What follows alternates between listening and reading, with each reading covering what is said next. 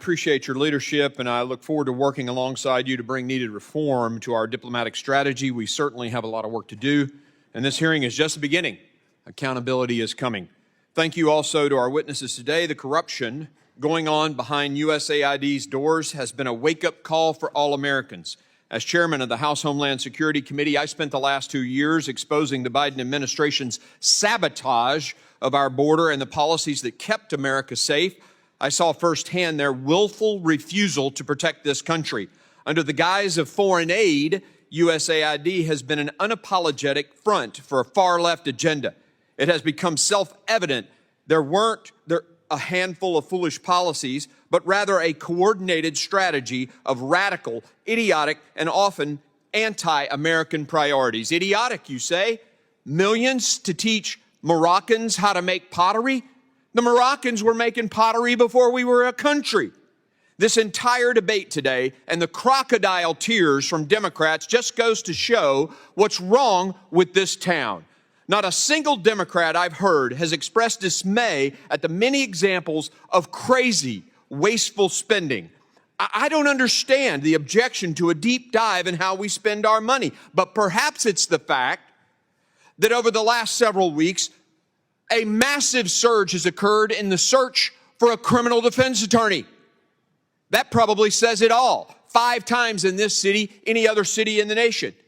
I'd like to remind the committee that President Kennedy unilaterally created USAID through an executive order in 1961. Yet the President Trump, orders a momentary pause after winning a mandate for reform, and Democrats cry, constitutional crisis.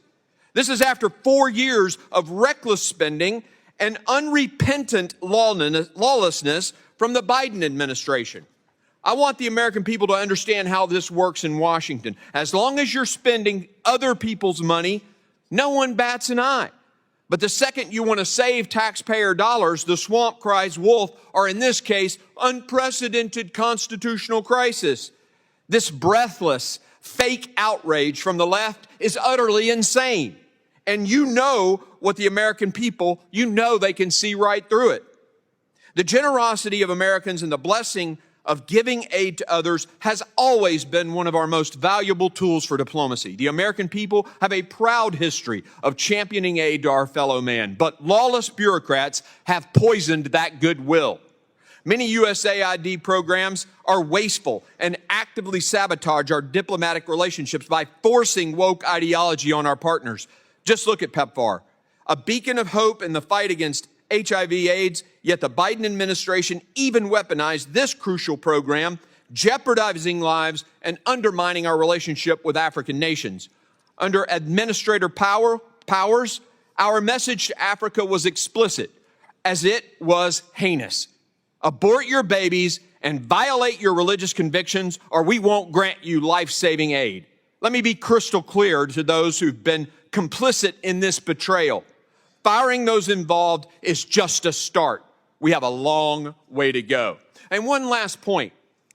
I want to correct the record on a couple of things. First, Elon Musk and the team that is working does not have access to personal data. They don't have access to your Social Security number. That is a lie. Elon Musk does have a security clearance. He has a top secret security clearance. By God, he makes the rockets for NASA. But the suggestion that he somehow can't be trusted to dig into how we're spending our money is nothing but a smokescreen to hide the corruption and the wasteful spending that has occurred there. And I am personally offended at the left's continued references to 19-year-olds and 21-year-olds in their doing work. There are 19-year-olds who have won the Medal of Honor defending this country. Just because you're 19 doesn't mean you're some child who can't be trusted. It is offensive. And if you're 19 years old out there, 20 years old, and you're serving this country, by God, your service matters. Keep serving. We thank you for that. It would appear that I'm out of time, Mr. Chairman. I yield. Amen.